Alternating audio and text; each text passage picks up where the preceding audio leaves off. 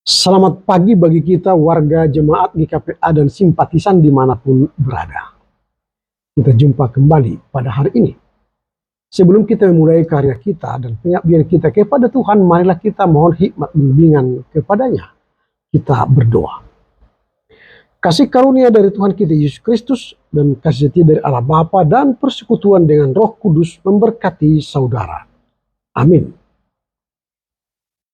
Firman Tuhan yang akan kita renungkan pada hari ini tertulis dalam kitab Mika pasal 6 ayat 8. Demikian tertulis dari Alkitab terjemahan baru 2. Hai manusia, telah diberitahukan kepadamu apa yang baik. Apakah yang dituntut Tuhan darimu selain berlaku adil, mencintai kesetiaan, dan hidup dengan rendah hati di hadapan Allahmu? He has told you, oh man, what is good and what the Lord really wants from you. He wants you to promote justice, to be faithful, and to live obediently before your God. Amin. Yang berbahagialah mereka yang mendengar serta memelihara kebenaran firman Tuhan. Tema renungan kita hari ini, esensi hidup yang berkenan kepada Tuhan. Saya ulangi, esensi hidup yang berkenan kepada Tuhan. Dalam konteks kitab Mika, bangsa Israel sedang terjebak dalam pemikiran bahwa hubungan Tuhan dengan kita dibayar dengan ritual yang megah, ibadah yang wow. Mereka bertanya-tanya apakah Tuhan menginginkan ribuan domba jantan atau curahan minyak yang melimpah. Nanti kita baca ayat 6-7. Namun melalui Nabi Mika, ini menarik untuk kita telisik. Tuhan memberikan jawaban yang menghancurkan formalitas agama.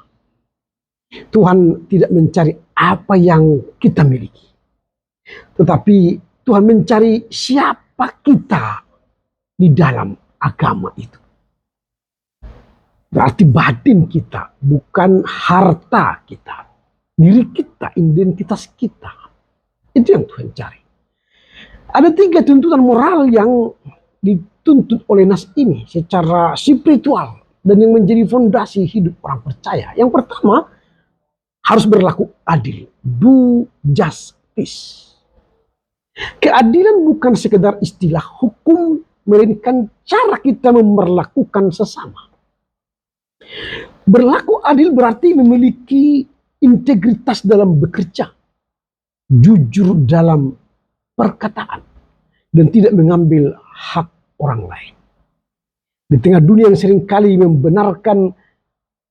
membenarkan segala cara untuk mengambil keuntungan pribadi, Tuhan menuntut anak-anaknya untuk menjadi agen kebenaran yang konsisten. Apakah keputusan-keputusan kita hari ini sudah adil bagi orang di sekitar kita? Atau hanya adil untuk diri kita, memperkaya diri kita? Jika begitu, Anda belum beriman yang baik. Berarti belum memiliki spiritual dan fondasi hidup orang yang percaya. Tapi fondasi hidup orang percaya ialah harus berlaku adil. Itu yang pertama. Yang kedua, tuntutan moral dari teks ini ialah kita harus mencintai kesetiaan. Love, kindness, mercy. Dalam bahasa aslinya kesetiaan disebut dengan hesed, kasih setia yang penuh belas kasihan. Perhatikan bahwa Tuhan tidak menyuruh kita melakukan kebaikan, tetapi mencintai kesetiaan. Jadi tidak hanya melakukan kebaikan saja, tapi tidak setia, itu juga tidak bagus. Dia hanya melakukan kebaikan satu kali lalu lupa melakukan kebaikan yang lain, itu juga tidak bisa. Tapi melakukan keadilan, kebaikan itu konsisten. Dari masa ke masa ke masa. Konsisten. Itulah kesetiaan. Jadi love continuous. Jadi tidak hanya temporal. Jadi kita mencintai kesetiaan berarti belas kasihan dan kemurahan harus menjadi kerinduan batin yang terus menerus. Kita memberi bukan karena terpaksa, tapi kita memberi karena kita menikmati kasih Tuhan dan kita share, bagikan kepada orang lain. Itu yang kedua fondasinya. Kita harus mencintai kesetiaan. Yang ketiga fondasi moral spiritual dari nas hari ini, hidup dengan rendah hati di hadapan Allah. Itu tadi yang dituntut oleh Tuhan dari teks hari ini. Hidup dengan kerendahan hati di hadapan Tuhan. Walk humbly with God.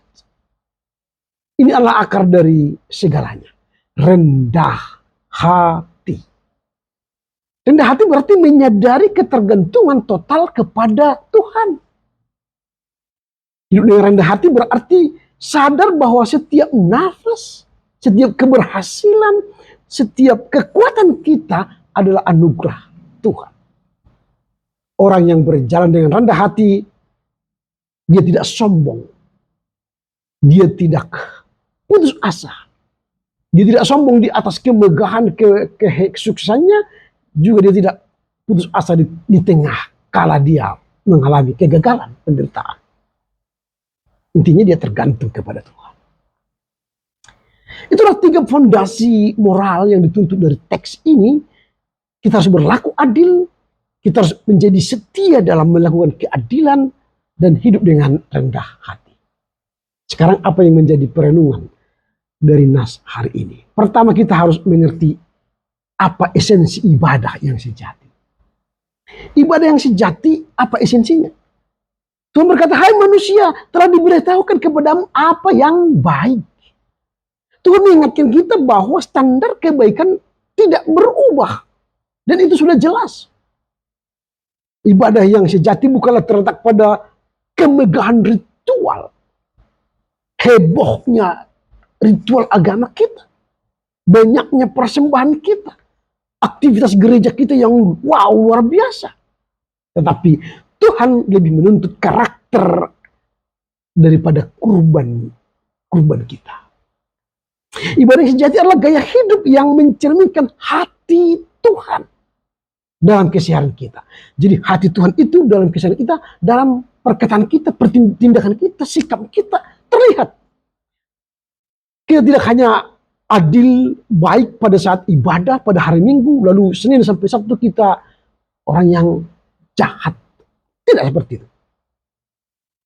Jadi kita harus mengerti ibadah yang sejati ialah dalam keseharian kita mencerminkan hatinya Tuhan.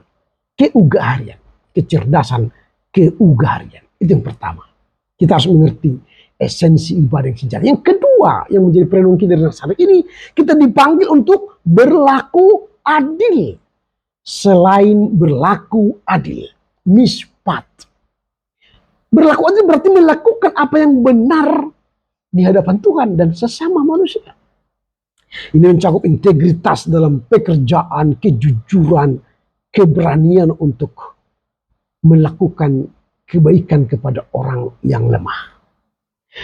Tuhan tidak bisa dipuja oleh orang yang mendapatkan keuntungan dengan cara tipu menipu, tindas menindas, sikut menyikut, menghancurkan orang lain. Tapi kita harus mendapatkannya dengan keadilan Tuhan.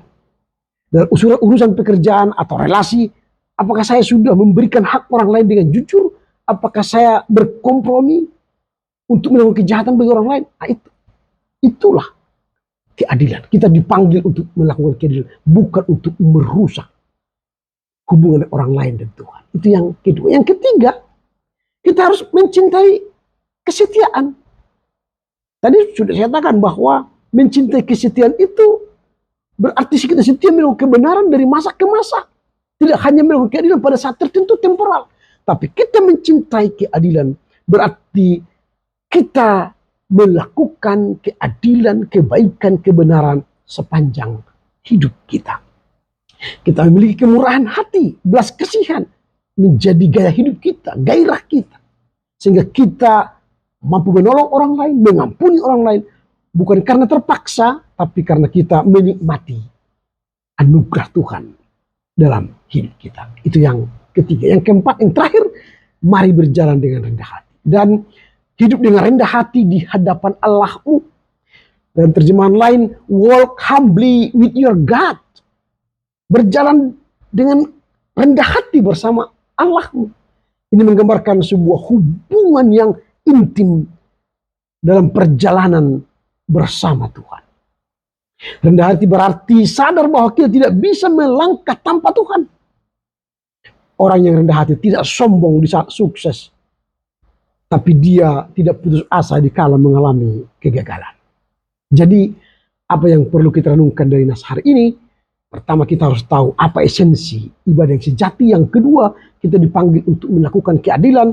Yang ketiga, kita harus mencintai kesetiaan. Yang keempat, mari berjalan dengan rendah hati. Karena itu firman Tuhan hari ini mengajak kita melakukan 3 hal tadi. Dengan melakukan ketiga hal tadi, kita hidup yang berkenan di hadapan Tuhan. Amin. Kita berdoa. Terpujilah Engkau Bapa, karena firman-Mu hari ini menguatkan kami untuk melakukan keadilan, setia melakukan keadilan, dan hidup dengan rendah hati. Mampukan kami mengerti memahami firman-Mu kini sepanjang masa. Amin. Selamat berkarya untuk Tuhan. Tuhan berkati Horas.